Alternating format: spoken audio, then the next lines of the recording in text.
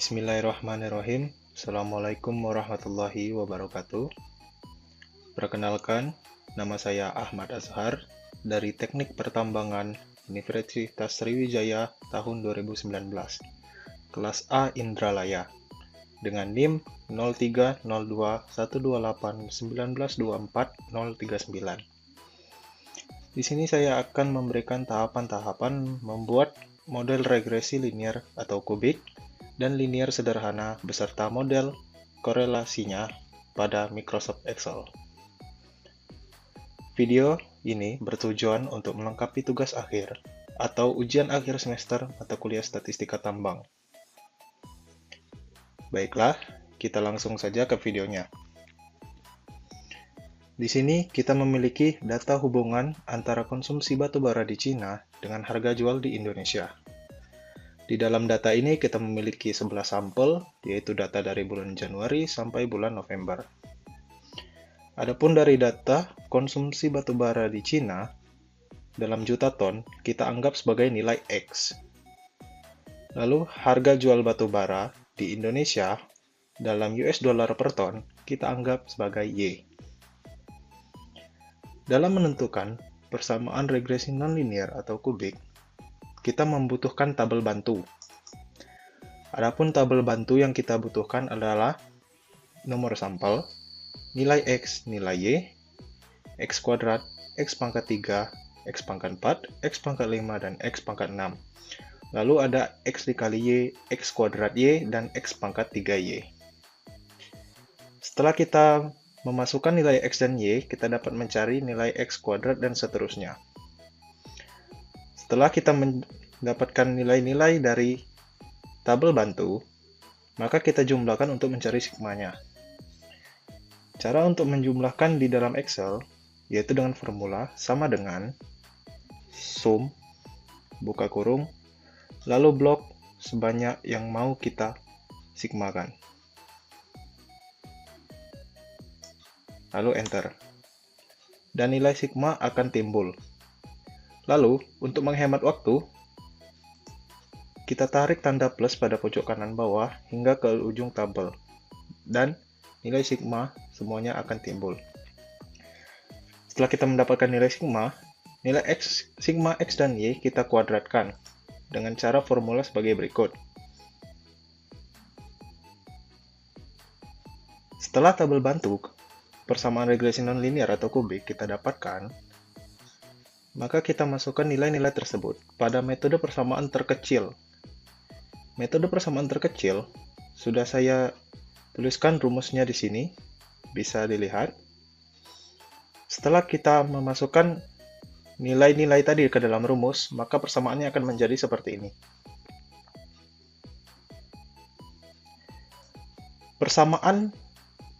Metode persamaan terkecil ini, kemudian kita ubah bentuknya menjadi bentuk matriks. Jika metode persamaan terkecil diubah menjadi matriks, sehingga akan menjadi seperti ini. Dan untuk menghitung inverse matriks, kita menggunakan dasar teori apabila matriks sebelah kiri adalah matriks A, sama dengan matriks tengah adalah matriks B, dikali matriks C, yaitu untuk mencari matriks C, kita gunakan persamaan sebagai berikut, yaitu matriks C sama dengan matriks B inverse dikali dengan matriks A. Untuk mengkalikan matriks inverse di Excel digunakan dengan cara berikut, yaitu blok di mana matriks inverse akan diletakkan. Lalu, formulanya adalah M inverse. Kita klik. Kita blok matriks mana yang akan di-inverse. Setelah kita blok, kita tekan Ctrl, Shift, lalu Enter. Dan nilai matriks inverse telah kita dapatkan.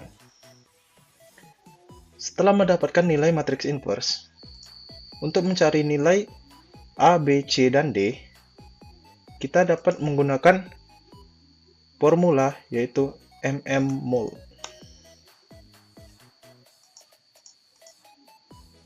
Dengan cara array pertama kita ambil dari matriks inverse. Lalu untuk array kedua tekan titik koma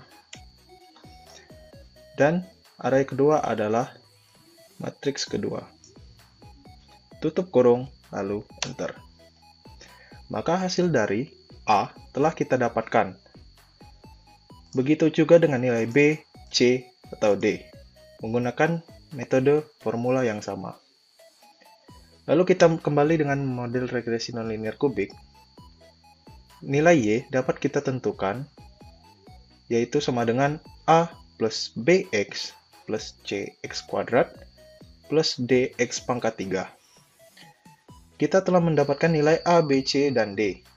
Maka, model regresi linear atau kubik bisa kita tentukan, yaitu Y sama dengan 13, A-nya 13, B-nya sama dengan 9, C-nya sama dengan 0,4, dan D-nya sama dengan 0,0066. Begitu juga apabila kita mencari dengan cara otomatis di Excel, maka hasilnya akan sama. Berarti model regresi nonlinear atau kubik yang kita tetapkan benar.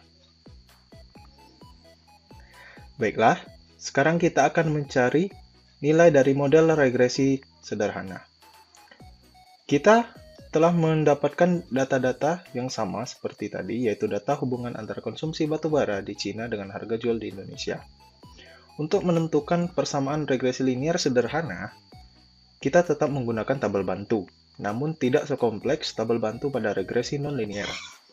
Adapun tabel bantu pada linear sederhana hanya digunakan nilai sampel XY, X kuadrat, Y kuadrat, dan X kali Y. Sama seperti tabel bantu sebelumnya, kita harus mencari nilai sigma dengan cara sum, lalu mencari kuadrat. Setelah tabel bantu kita dapatkan, maka kita dapat menentukan regresi linear sederhananya. Saya sudah menaruh rumus regresi linear sederhana di sini. Nilai dari A sama dengan sigma Y dikali sigma X kuadrat min sigma X dikali sigma X kali Y per N sigma X kuadrat min sigma X kuadrat. Baiklah, kita akan mencoba untuk mencari nilai dari A. Kita kembali masukkan formula sama dengan nilai dari sigma Y. Nilai dari sigma Y dikali nilai dari sigma X kuadrat min nilai dari sigma X dikali nilai dari sigma XY. Maka kita dapatkan hasilnya. Baiklah, untuk menentukan nilai selanjutnya, yaitu nilai N, masukkan formula sama dengan N11, banyaknya sampel, lalu dikali, lalu nilai sigma XI kuadrat,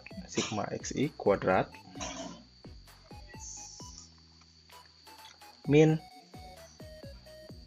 sigma XI kuadrat. Dan hasilnya adalah 3214. Selanjutnya untuk menentukan nilai A, kita bagi penyebut dan pembilangnya. Masukkan rumus. 122617 dibagi 3214. Dan hasilnya 38,15. Begitu juga dengan nilai B, kita cari dengan cara yang sama, hasilnya 0,89. Lalu, kita masukkan ke rumus model regresi sederhana, yaitu Y sama dengan A plus B dikali X. Maka nilai yang kita dapatkan, yaitu Y sama dengan 38,1509 plus 0,89390168 dikali X.